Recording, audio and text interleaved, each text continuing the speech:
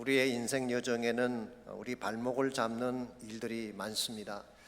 가던 일을 멈추게 하고 우리 꿈과 계획을 무산시키는 일들이 일어날 때가 많다는 것이죠. 가장 비근한 예로 우리 코로나 바이러스를 들 수가 있겠습니다. 지난 1년 6개월 동안 우리 일상의 발목을 잡지 않았습니까? 모든 모임과 활동을 셧다운시키고 우리 꿈과 계획을 펜딩시켜 놓았습니다. 그럼에도 아직도 코로나가 우리 곁을 떠나지 않고 있습니다. 델타 변이의 확산으로 다시 한번 우리 발목을 잡으려고 하고 있죠. 한국도 그렇고 미국에도 여러 지역에서 아주 폭발적으로 확산이 진행되고 있습니다. 이와 같은 상황 앞에서 우리가 어떻게 반응을 해야 될까요? 다시 모든 것을 스탑해야 될까요? 아니면 무작정 기다려야 될까요? 아니면 이 모든 상황을 뚫고 앞을 향해 전진해 가야 될까요? 당연히 저는 뚫고 전진해 가야 된다고 생각합니다. 그래야만 하나님이 기뻐하시는 바른 열매를 맺을 수 있기 때문입니다. 사실 인생에서 우리 발목을 잡는 것이 코로나만은 아닙니다. 이것 말고도 우리 발목을 잡는 것들이 참으로 많습니다. 예를 들어서 환경적인 어려움이 발목을 잡을 때가 있죠. 갑작스러운 불경기나 실직 같은 것이 그런 케이스입니다. 혹은 개인적인 어려움이 발목을 잡을 때도 있습니다.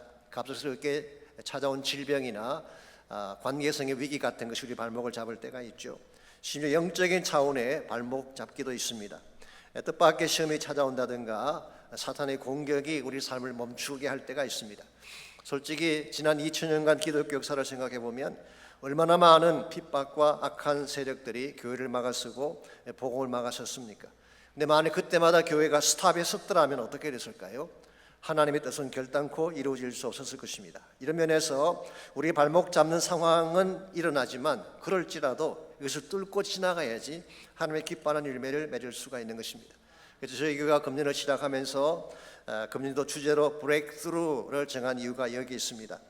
폭풍이 몰려왔을 때에 두려움 속에 떨고 앉아있으면 우리는 낙오자가 되는 것입니다. 근데 그것을 뚫고 위로 올라가게 되면 그 먹구름 위에 찬란한 태양이 빛나고 있음을 보게 되죠. 이와 같이 얼음에도 불구하고 믿음으로 비상할 때에 하나님이 진짜 보여주기를 원하시는 축복을 볼 수 있게 되고 하나님이 기뻐하는 열매를 맺게 되는 것입니다. 제가 신학교에서 공부를 할 때 가장 흠모했던 설교자 한 분이 계셨습니다. 물론 신학교 교수님들이나 미국 목사님들을 통해서도 많은 배움과 도전을 받았지만 제 개인적으로 제 설교에 가장 큰 영향을 끼친 분 중에 한 분이 이상근 목사님이셨습니다. 이분은 신구약 성경 전체에 대한 주석을 쓰셨고 심지어 외경의 주석까지 쓸 정도로 폭넓은 성경학자였습니다.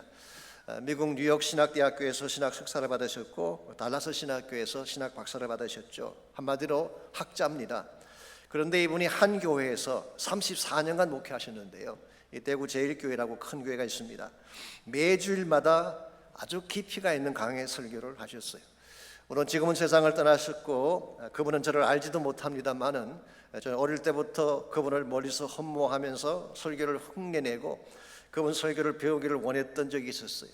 어디에서 저렇게 깊은 상수를 끌어올리시나 그게 늘 궁금했습니다. 그랬는데 최근에 그분의 아드님이 쓴 글에서 그 이유를 어렴풋이나마 발견하게 됐습니다. 이상근 목사님이 16세 되던 해에 발에 병이 생겼습니다.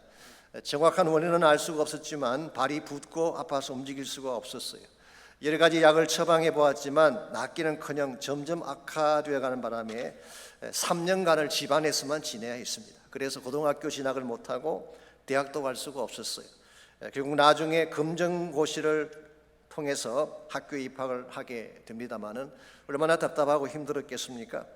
다른 친구들은 마음껏 꿈을 펼치며 달려갈 때 본인은 집안에만 묶여 있었어야만 했기 때문에 아마 굉장히 힘들었을 것입니다.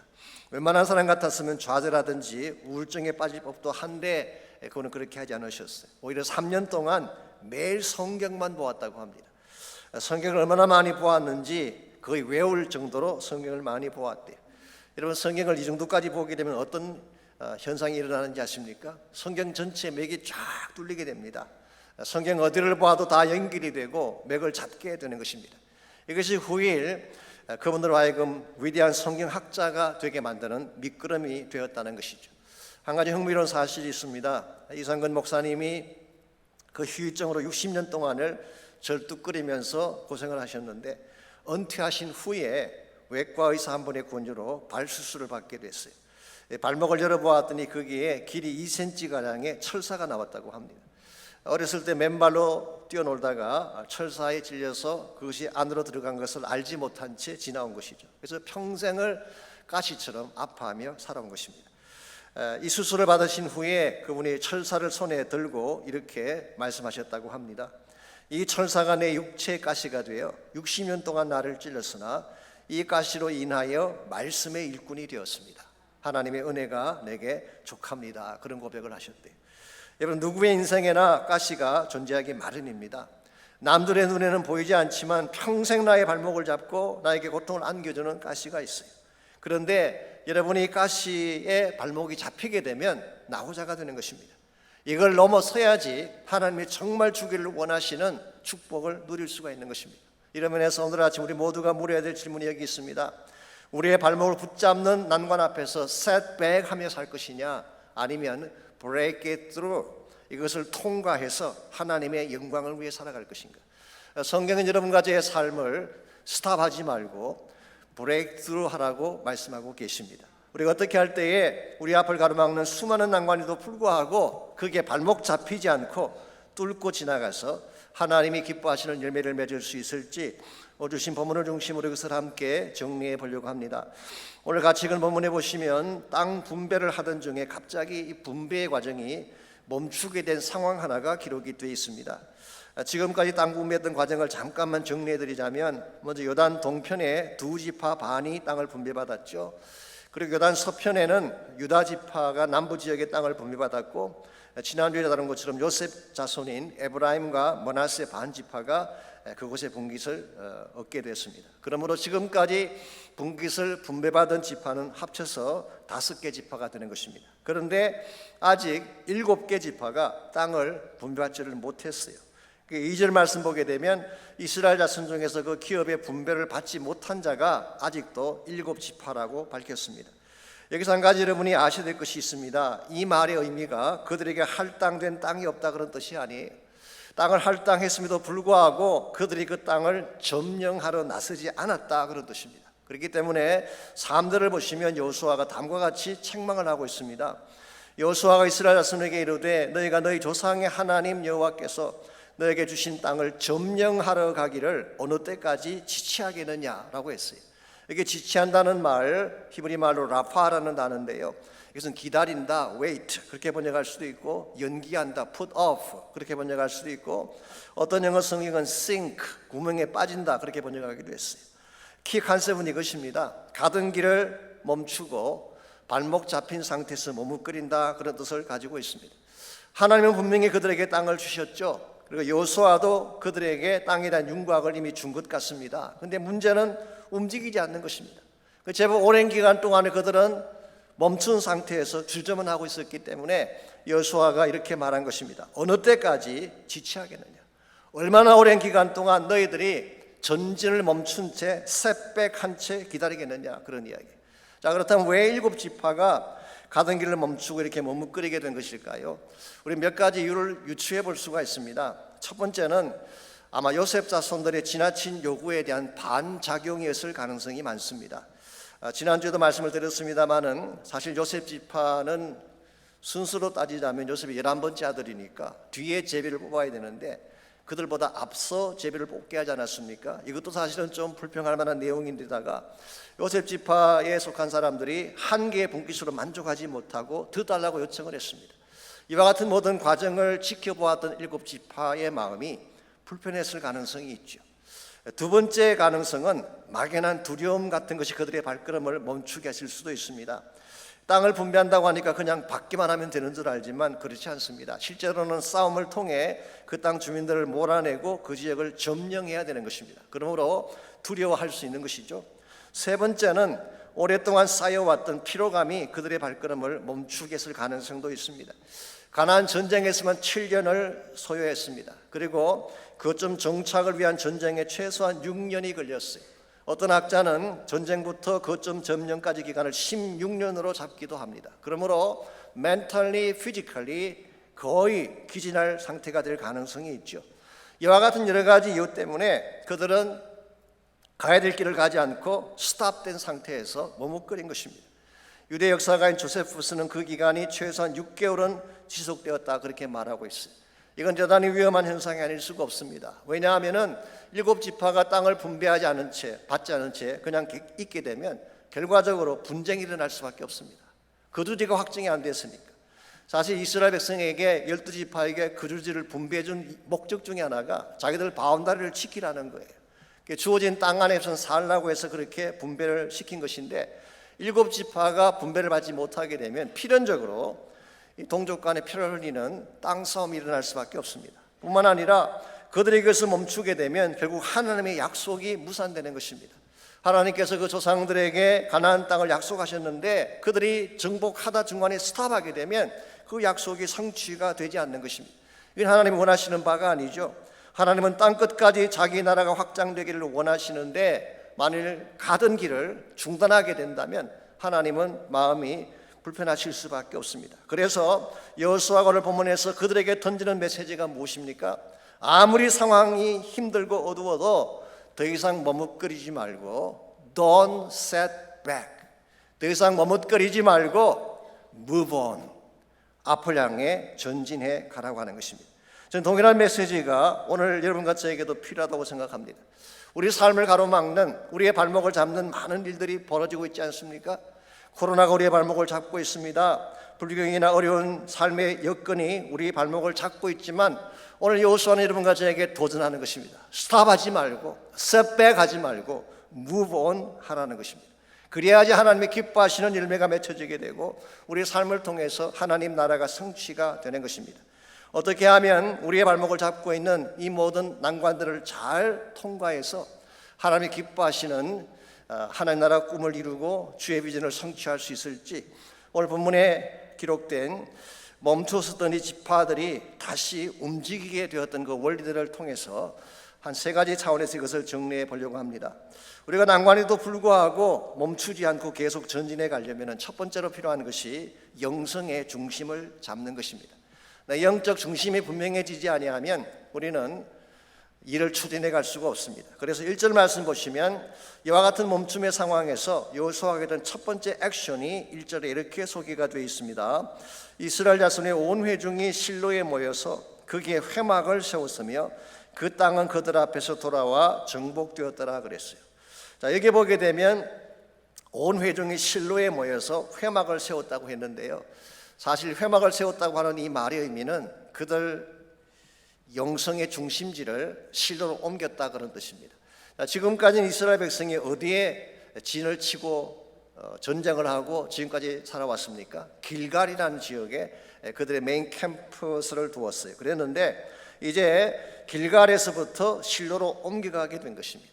이 길갈이라고 하는 지역은 여리고 동쪽에 있는 저지대입니다. 플랫랜드, 낮은 곳에 있는 땅이에요.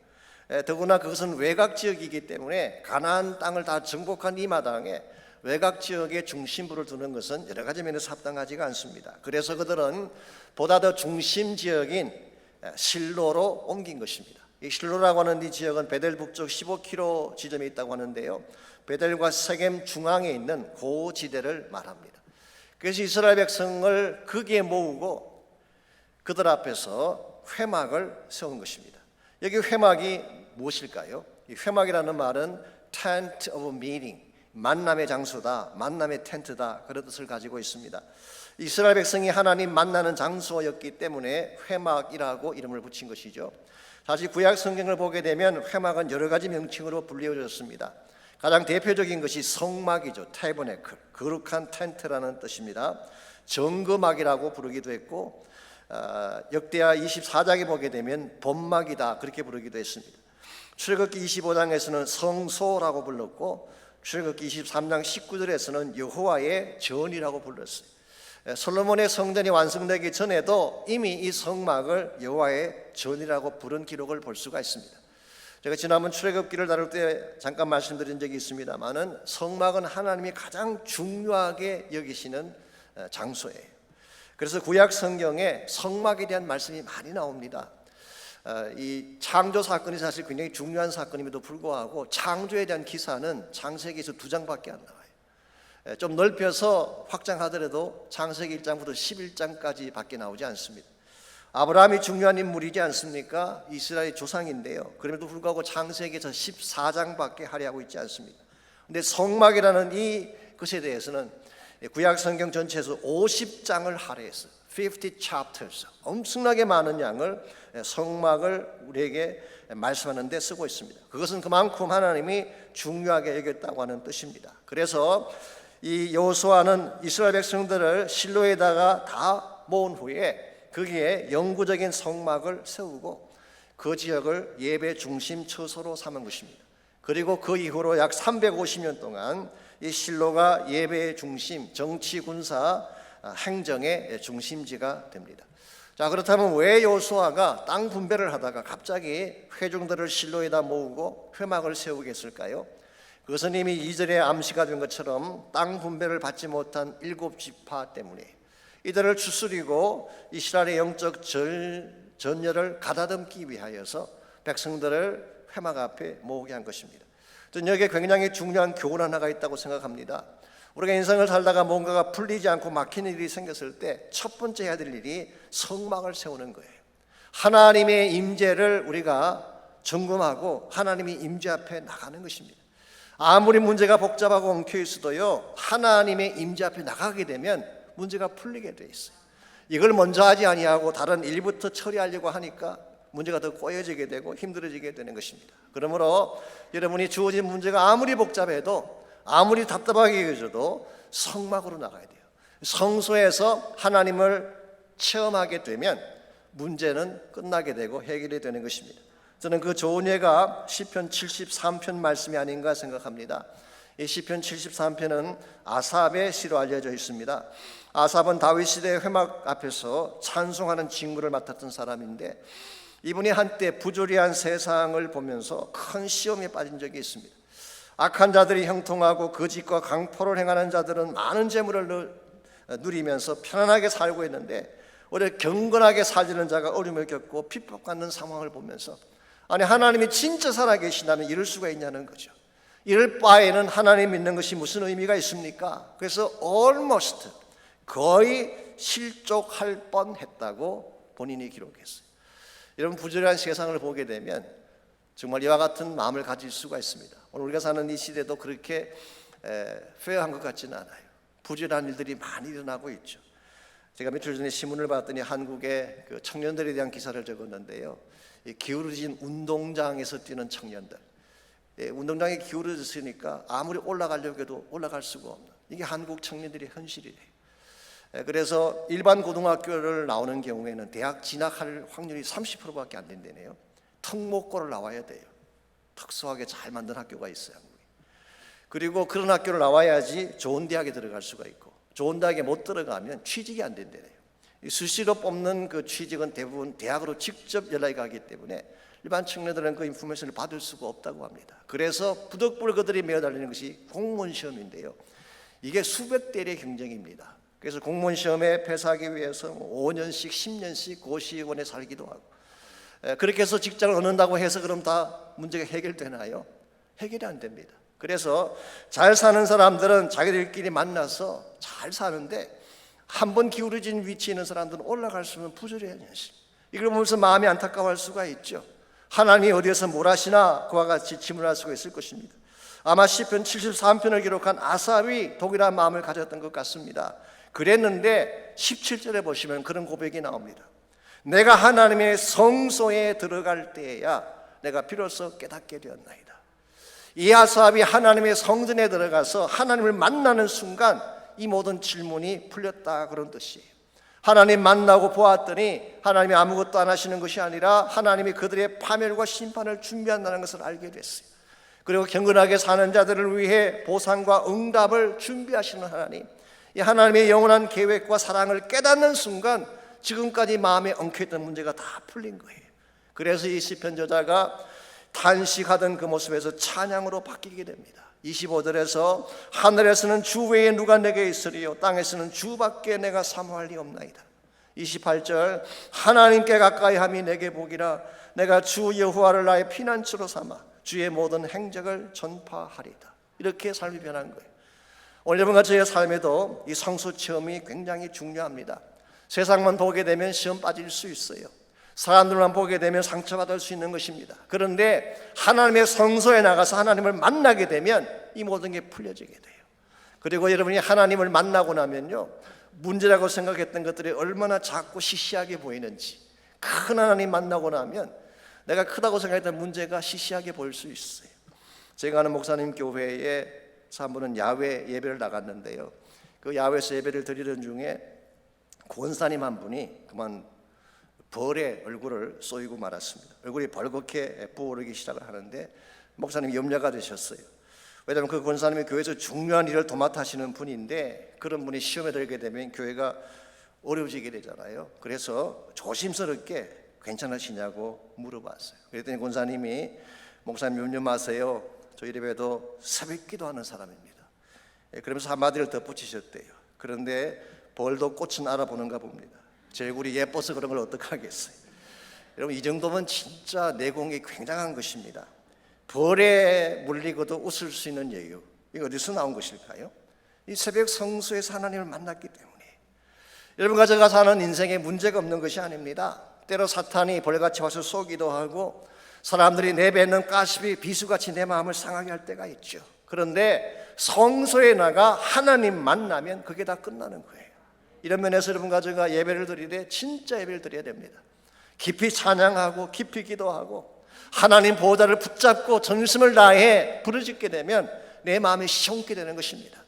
문제가 없기 때문에 시원케 되는 것이 아니라 하나님 때문에 문제를 넘어서기 때문에, 이게 우리 성경이 말하고 있는 그리스도 삶의 본질이죠. 이런 면에서 우리가 난관을 딛고 계속 앞으로 나가기를 원한다면 우리 모든 능력과 사랑의 원천이신 하나님을 만나야 돼요. 이 성막을 향해 나가야 되는 것입니다. 두 번째로, 난관에도 불구하고 전진해 가려면 인생의 지도를 잘 그려야 됩니다.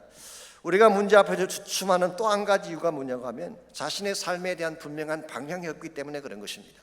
무엇을 해야 될지, 어디로 가야 될지에 대한 것이 분명하지 아니하면 조그마한 문제만 찾아봐도 헤매게 되는 것입니다. 그래서 4절을 보시면 여호수아가 이렇게 지시를 했습니다. 너는 각 지파에 세 사람씩을 선정하라. 내가 그들을 보내리니 그들은 일어나서 그 땅에 두루다니며 그들의 기업에 따라 그 땅을 그려가지고 내게로 돌아올 것이라고 했습니다. 여호수아는 각 지파에서 세 사람씩을 선정하게 한 후에 그 땅을 두루다니면서 지도를 그려오게 한 것입니다. 5절 말씀에 의하면 그 땅을 7으로 나누었다고 했는데요, 각 지파에 할당된 지역의 지도를 구체적으로 그려오게 한 것입니다.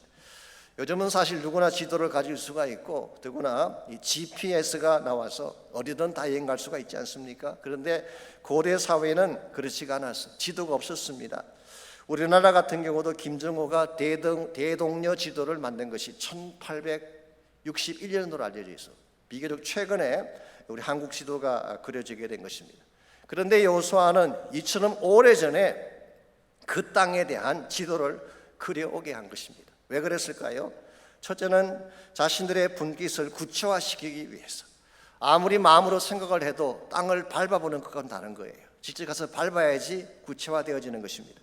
두 번째 이유는 그들에게 할당된 과제가 무엇인지를 정확하게 알려주기 위해서. 소위 말하는 job assignment, 그들이 무슨 일을 해야 되는지를 정확하게 알게 하기 위해서 지도를 그려오게 한 것입니다. 여러분과 저의 삶에도 인생에 대한 지도가 있어야지 내가 무엇을 해야 될지, 어디로 가야 될지를 아는 것입니다. 오늘 어떤 사람들은 그냥 주어지는 대로 살기도 하고 되는 대로 일을 행하는 분이 있는데, 이와 같이 생각이 되면 결국 방향을 잃게 되고 인생을 낭비하게 되는 것입니다. 오래전에 우리 스티브 더글라스라고 우리 CCC 총재님이시죠. 그분이 쓴 책 중에 그리스도인의 자기 관리라는 책이 있습니다. 그 서론에 보면 이런 이야기가 나옵니다. 이른 아침에 한 농부가 밭을 갈기 위해서 트랙터를 몰고 갔는데 도중에 그만 연료가 떨어지고 말았어요. 그래서 이 농부가 트랙터를 길에 세워놓고 기름통을 들고 주유소를 향합니다. 근데 가는 도중에 생각해 보니까 돼지 밥을 주지 않은 것이 생각이 났어요. 그 돼지 우리로 향했습니다.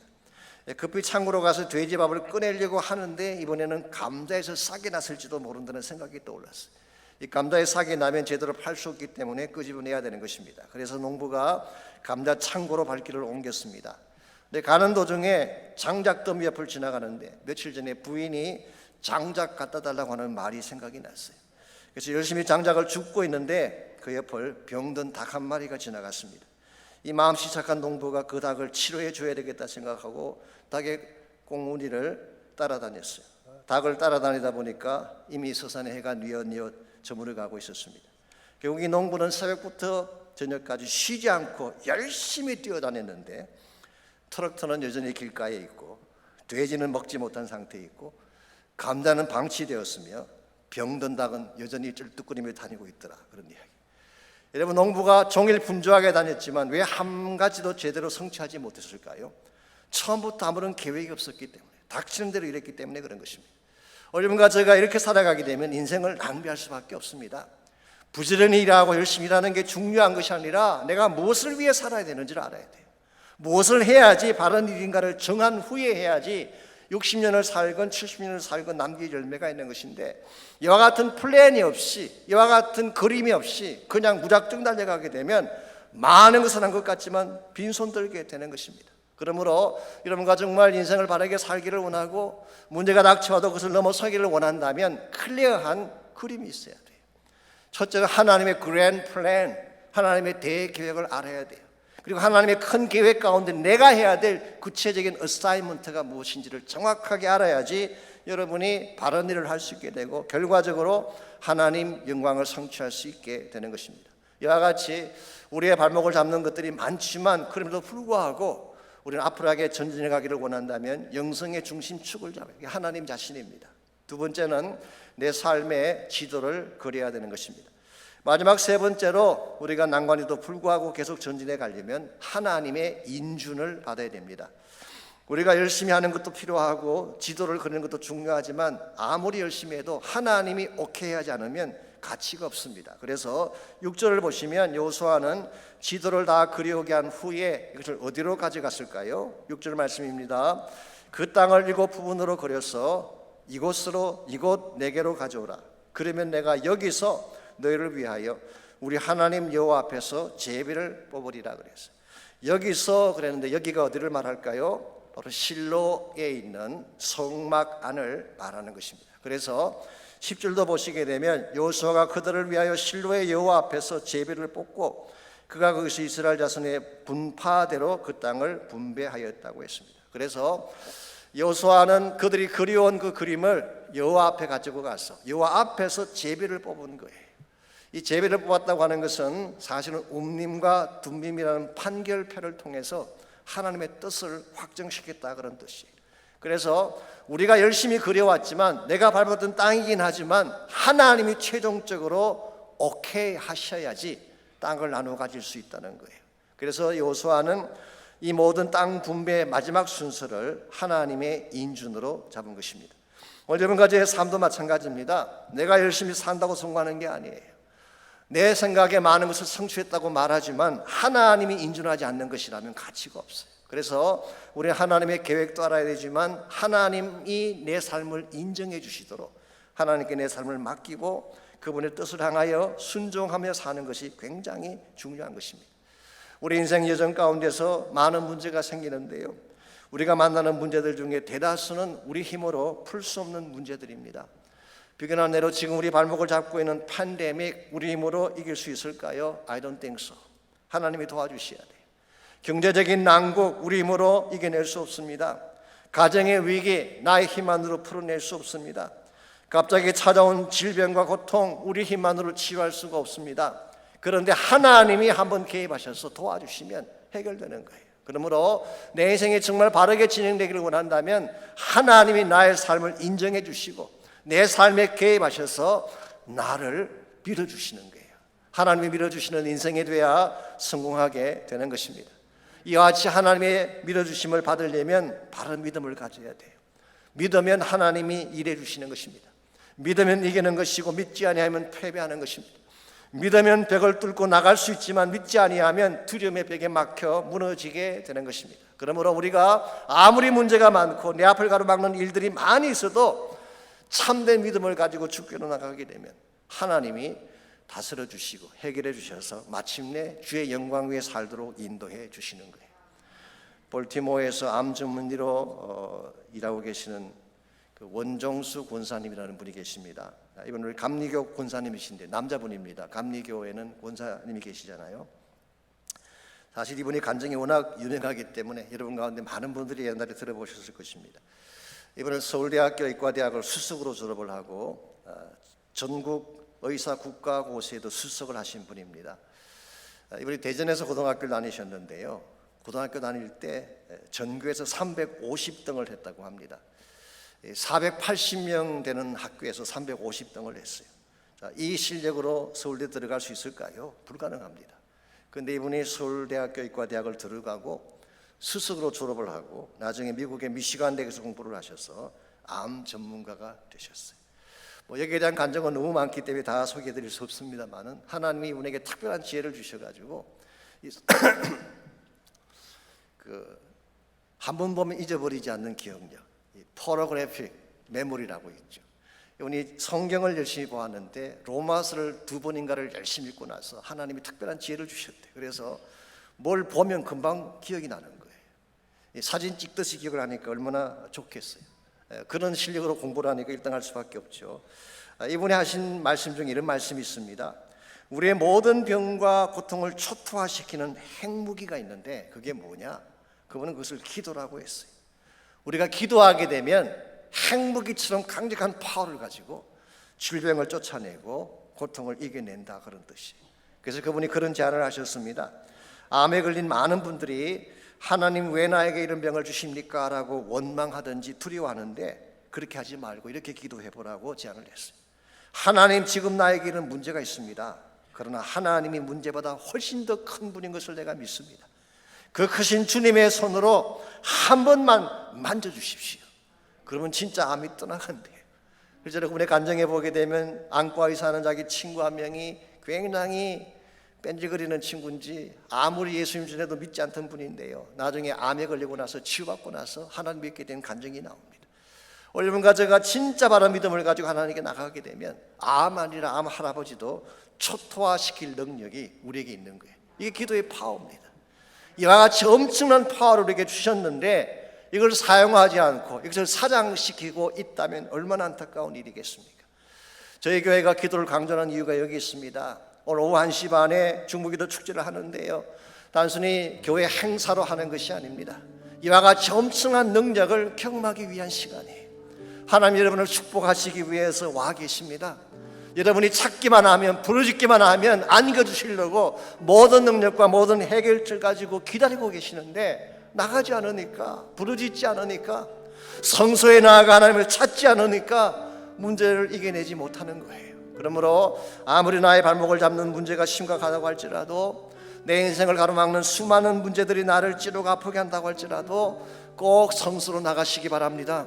성소에서 임재해 계신 하나님을 꼭 만나시기 바랍니다. 그분을 만나서 브레이크트루 하시고 하나님이 진짜 우리에게 주신 사명을 향해 달려갈 수 있을 때에 한 번을 살아도 바르게 살 수가 있고 주의 영광 위에 살 수 있게 되는 것입니다. 그러므로 이제 우리 함께 기도할 때에 정말 성소로 나아가는 결단의 기도를 했으면 좋겠어요. 지금도 하나님은 성소 한가운데서 여러분을 기다리고 계십니다. 여러분에게 치유를 안겨주시기 위해, 해답을 안겨주시기 위해, 능력을 주시기 위해 지금도 기다리고 계세요. 우리에게 주어진 고통의 멍에를 벗겨주시려고 기다리고 계십니다. 낭패와 실망 당한 우리를 다시 일으켜 세워주시려고 기다리고 계세요. 질병 가운데, 사망의 권세 가운데 아파하는 우리를 자유케 하기 위해서 하나님 기다리고 계세요. 이제 믿음을 가지고 주께로 나가셔서 주의 이름 붙잡고 능력 붙잡고 기도하시기 바랍니다. 고쳐달라고, 치유해달라고, 회복시켜달라고, 나의 모든 문제를 이겨내게 해달라고 기도하시고 승리를 선포하시는 여러분 되시면 좋겠습니다. 같이 한 목소리로 기도합니다.